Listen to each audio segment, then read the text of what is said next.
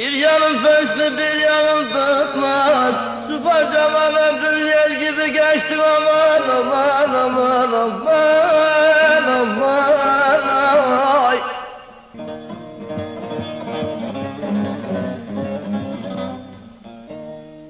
Yalvardım Allah'a da bir fayda etmez. Defeledi beni yel gibi geçtim aman aman aman aman aman aman aman ay. Yalvardım felege bir fayda etmez. Defeledi beni yel gibi geçtim aman aman aman aman aman aman ay. Labu labu da da da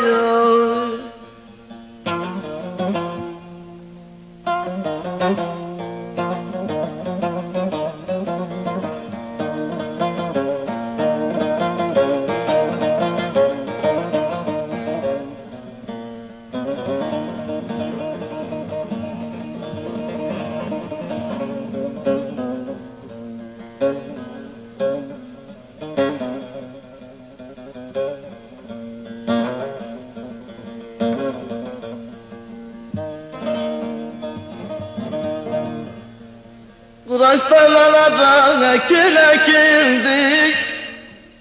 Kıraç tarlalardan ekin ekildi.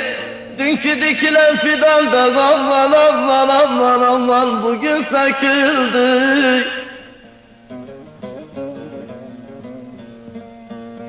Eşim dostum benden geri çekildi. Eşim dostum benden geri çekildi. Nurşanı bu alemde kör gibi geçti aman aman aman.